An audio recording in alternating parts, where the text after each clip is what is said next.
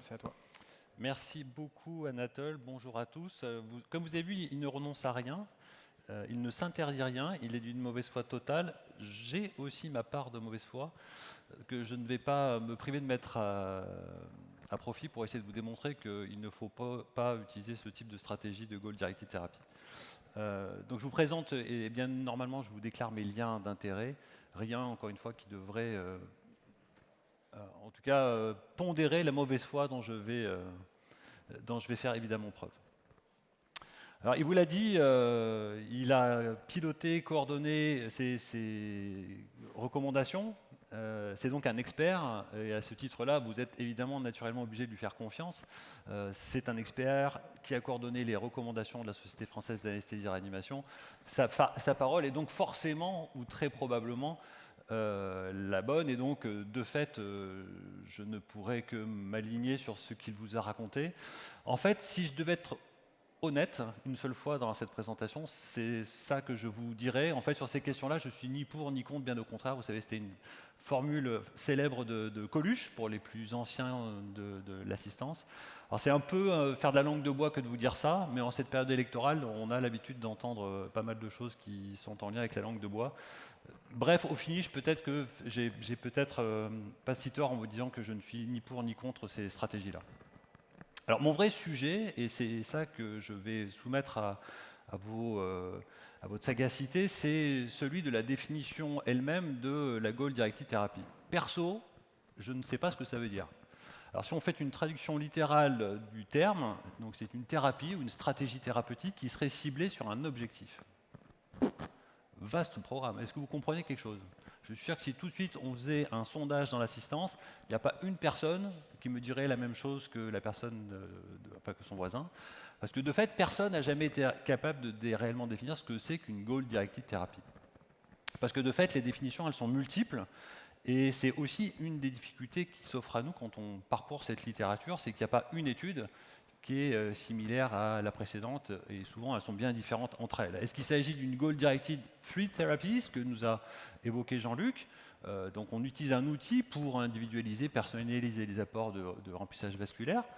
Ça, c'est une Goal Directed Therapy, utilisant comme moyen thérapeutique les fluides, et uniquement les fluides, basé sur un objectif souvent de volume d'éjection systolique, mais ça pourrait être du débit cardiaque. Il n'est d'ailleurs pas certain que ça soit exactement la même chose, que d'utiliser l'un plutôt que l'autre.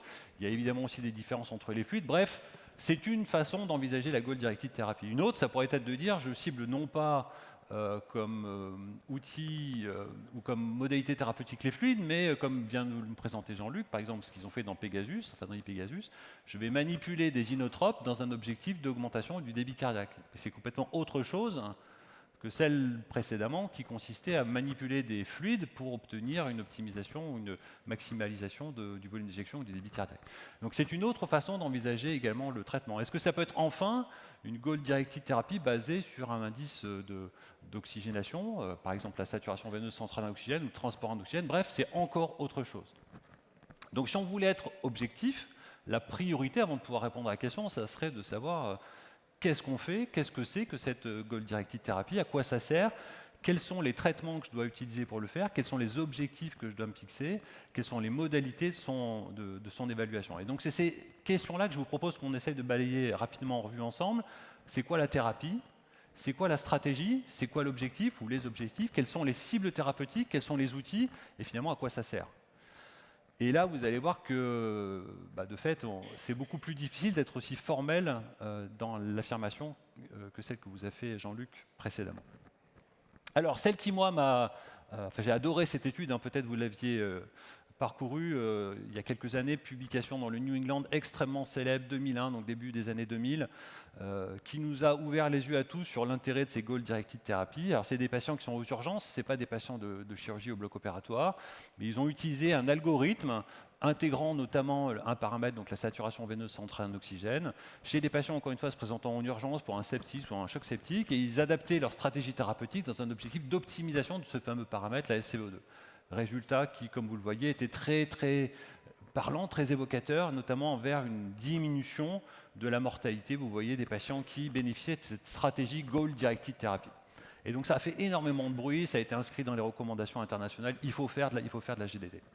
Le problème, c'est que depuis, il y a eu d'autres études, 3, sur des collectifs de patients énormissimes, toutes sont négatives. Ça ne marche pas, enfin en tout cas, ils ne retrouvent pas les bénéfices de la première étude d'Emmanuel Rivers. Et il y a même une méta-analyse reprenant la totalité des données de ces 3 études précédentes qui conclut la même chose. Ça ne change absolument rien sur le pronostic des patients, étant entendu encore une fois qu'il s'agit de patients qui ne sont pas des patients en bloc opératoire, ce sont des patients qui ont un sepsis ou un choc septique.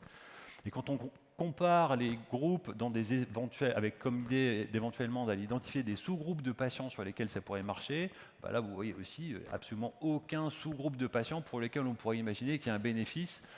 Donc a priori ça ne marche pas. Et donc c'est embêtant cette affaire, hein, parce que si les études nous disent que la Goal Directed Therapy ne marche pas, et la toute dernière d'entre elles, iPegasus, ne marche pas plus que toutes celles-ci, bah moi je veux bien essayer de vous vendre l'idée qu'il faut faire de la Goal Directed Therapy, mais encore une fois, pour faire quoi? C'est quoi l'objectif?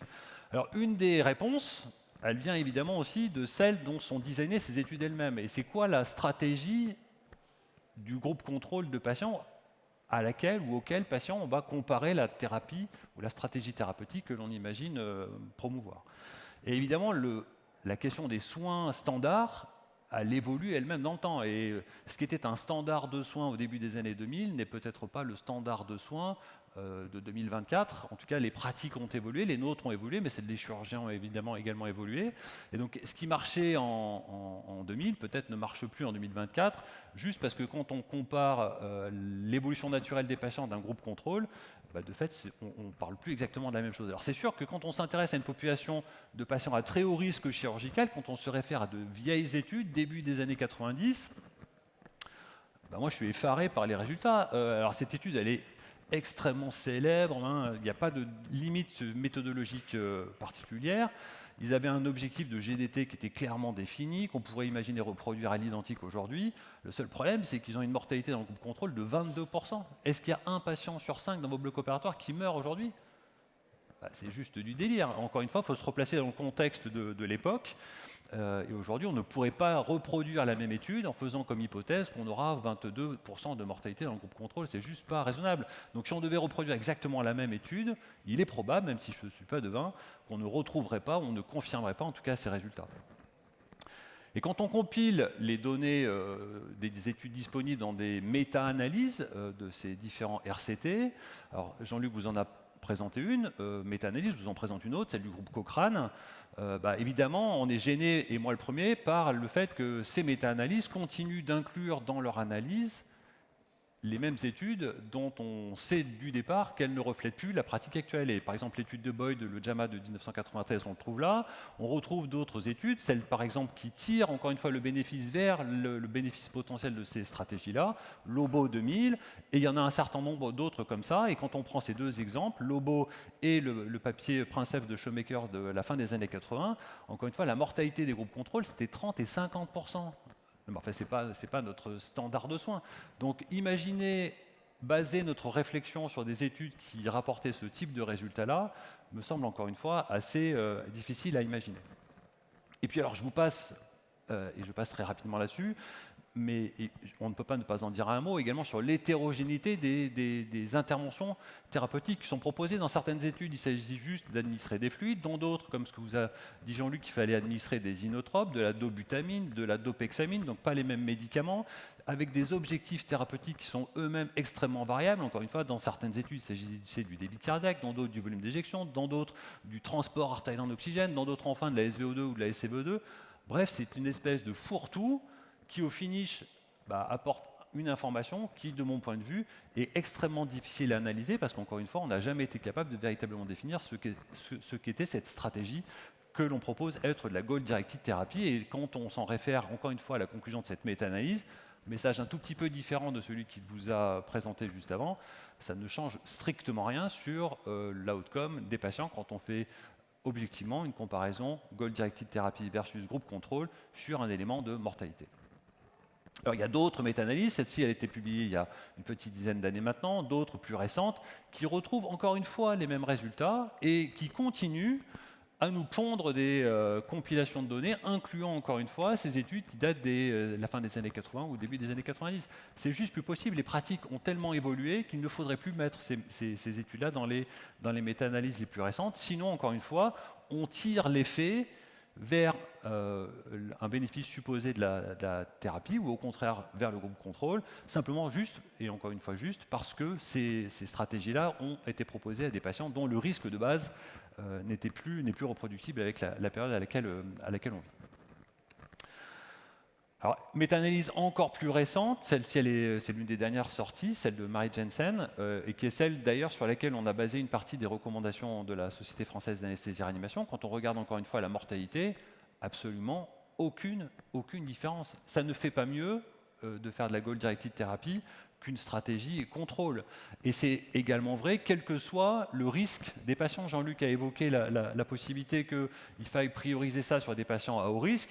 Quand on regarde les très hauts risques versus les modérés ou les low risques, sur un élément de mortalité, encore une fois, il n'y a rien qui sort véritablement. Est-ce que c'est mieux selon la typologie de chirurgie abdominale ou non abdominale? Ça ne change rien. Est-ce que c'est mieux si les patients sont opérés en cystoscopie ou en ouvert? Ça ne change rien. Absolument aucun signal suggérant un bénéfice de la stratégie dans un objectif d'amélioration de la mortalité des patients. Alors évidemment, encore une fois, l'une des réponses, elle vient de la période à laquelle ces études ont été faites. Quand on regarde ce qu'il en était dans une autre méta-analyse des études qui ont été conduites dans les années 80, années 90, années 2000, années 80 ça marche, années 90 ça marche, années 2000 ça marche plus. Et de fait, parce que les pratiques ont elles-mêmes évolué et qu'il est plus difficile de mettre en évidence un bénéfice en termes de réduction de mortalité lié à ces stratégies de goal-directed therapy. Pour autant, est-ce que ça veut dire qu'il ne faut pas le faire et est-ce qu'il ne faut pas s'intéresser aux patients les plus à risque? C'est probablement quand même à eux qu'on pense en priorité. Alors, ce n'est pas si simple que ça. Et on s'est arraché les cheveux. Moi, j'ai fini de m'arracher les derniers qui me restaient au moment où on a réfléchi à ces recommandations pour essayer de définir tous ensemble ce qu'on pourrait qualifier comme étant une population chirurgicale à haut risque. Alors, il y a une façon d'envisager les choses selon que l'on considère le risque du patient lui-même, une autre qui tient compte du risque de la procédure chirurgicale à laquelle il va être proposé, et puis finalement, pourquoi pas tenir compte finalement un petit peu des deux. Et on pourrait imaginer qu'un patient à haut risque, ce soit évidemment un patient qui a des comorbidités énormes dès lors qu'il va être opéré d'une chirurgie à très haut risque de complications, mais pas forcément exclusivement cette typologie de patient-là. Et dans les recommandations de la Société européenne de cardiologie, il y a un élément qui, moi, me paraît assez intuitivement pertinent, en tout cas, c'est celui qui consiste à aller évaluer quelle est la capacité fonctionnelle des patients. Et vous voyez que c'est quelque chose qui est proposé pour les patients qui sont à risque intermédiaire, on évalue leur capacité fonctionnelle, mais c'est également proposé pour les patients qui sont à plus haut risque, on évalue finalement la réserve physiologique, fonctionnelle d'un patient. Ce que vous faites peut-être naturellement, spontanément, à l'occasion de vos consultations d'anesthésie, en basant ça sur votre expérience, sur votre expertise personnelle. Il y a à l'évidence un moyen de faire plus simple et surtout plus fiable, c'est en utilisant des questionnaires. Il y a un questionnaire de Duke notamment qui a été évalué et qui semble être capable de mieux identifier la réserve fonctionnelle des patients que ce que l'on fait subjectivement. Et en tout cas, quand on évalue si oui ou non ça peut avoir un intérêt de faire de la goal-directed thérapie chez des patients qui ont et qui bénéficient encore d'une réserve fonctionnelle suffisante, jugée sur un seuil anaérobie qui serait conservé, et chez ces patients-là, ça ne semble pas marcher. En l'occurrence, proposer une stratégie de goal-directed thérapie chez quelqu'un qui va bien, qui a une réserve fonctionnelle qui est suffisante, a priori suffisante en tout cas pour lui permettre de supporter l'agression chirurgicale à laquelle il va être soumis, ça ne semble pas marcher. Et pire encore, quand on regarde chez les patients qui sont les mieux portants, le fait de faire ça, ça ne marche non seulement pas mieux, mais ça marche même moins bien. En tout cas, moins bien quand on juge ça sur la capacité à être sorti rapidement de l'hôpital. Et une des hypothèses formulées dans ce papier, c'est qu'ils avaient été peut-être soumis à trop d'apports liquidiens qui étaient ensuite responsables d'un ilus et d'une retard à la reprise du transit. Et puis évidemment, ça pose la question de la technique de monitorage. Alors Jean-Luc vous a dit que c'était peut-être pas très grave. Je ne suis pas certain que ça ne soit pas très grave, moi, de s'interroger sur la technique que l'on va utiliser. Est-ce qu'elles sont toutes interchangeables? Ce n'est pas si certain. En tout cas, quand on se réfère au résultat de cette fameuse méta-analyse, il n'y a pas de différence évidente qui laisse penser que ça soit mieux avec une technologie qu'avec une autre. Dans tous les cas, ça ne semble pas marcher pour améliorer la mortalité des patients. Personnellement, et je finirai là-dessus, je crois qu'il ne faut pas forcément jeter le bébé avec l'eau du bain. Et peut-être qu'encore une fois, la question vient de la définition lui-même du concept. Encore une fois, Goal-Directed Therapy, je ne sais pas ce que ça veut dire. En revanche, une thérapie qui serait personnalisée, on individualise la prise en charge thérapeutique, et notamment l'hémodynamique, sur des objectifs qui auraient été clairement et précisément définis pour le patient, ça me semble beaucoup plus pertinent. Il y a un certain nombre d'études, on va passer vite là-dessus, qui semblent attester de ça. Ça, c'est un travail du même Bernd Sogel que celui qui a pondu iPegasus, et ils ont eu l'idée d'individualiser la stratégie sur le débit cardiaque individuel dont aurait besoin chaque patient.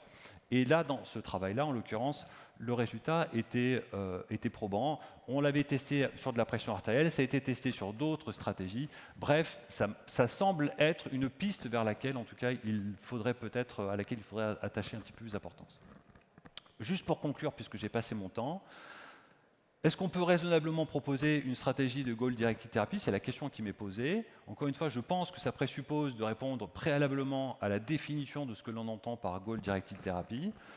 Est-ce qu'on est capable de définir aujourd'hui une stratégie thérapeutique que l'on pourrait vous proposer, que vous pourriez ramener demain clé en main dans vos hôpitaux, dans vos blocs opératoires? Personnellement, j'en suis totalement incapable, ça n'a jamais été clairement défini, donc je ne sais pas de quoi il s'agit. Quels sont les objectifs thérapeutiques d'une stratégie de Goal-Directed Therapy? Là aussi, c'est pareil, c'est un espèce d'énorme fourre-tout. Je suis bien incapable de vous dire exactement quels sont les objectifs thérapeutiques probants auxquels qu'il faudrait imaginer conserver. Quelles sont les cibles thérapeutiques? C'est pas beaucoup plus clair. Les outils de monitorage, on pourrait en discuter, mais c'est pas aussi certain que ça qu'ils soient tous interchangeables. Et est-ce que finalement on dispose de preuves robustes d'un bénéfice clinique évident pour les patients? La réponse, pour moi, elle est plutôt celle-ci, elle est plutôt non. Et donc, est-ce qu'il faut réellement avoir une stratégie de Goal-Directed Therapy? Pour moi, la réponse est plutôt celle-ci, à savoir non. En revanche, ça ne veut pas dire qu'il ne faut pas monitorer vos patients, mais vous fixez des objectifs qui, eux, doivent être individualisés, personnalisés à la situation clinique, aux besoins propres de chaque patient, peut-être en l'adaptant à sa réserve fonctionnelle ou à d'autres éléments de réflexion. Elle est à l'évidence pas basée sur un seul outil ou sur un seul objectif. La stratégie, elle ne peut être que multimodale, intégrant peut-être le débit cardiaque, peut-être le volume d'éjection, en fonction des techniques de monitorage que vous utilisez, peut-être des outils qui vous permettent de vous renseigner sur quelle est la qualité de la perfusion et ou de l'oxygénation de ces patients-là. Bref, imaginez changer demain le pronostic en se basant sur un outil et un paramètre en ne suivant qu'un seul objectif thérapeutique. Ça me semble plus qu'illusoire. En tout cas, la littérature la plus récente semble nous dire que non seulement ça ne marche pas, mais que ça peut être délétère. Je vous remercie pour votre attention.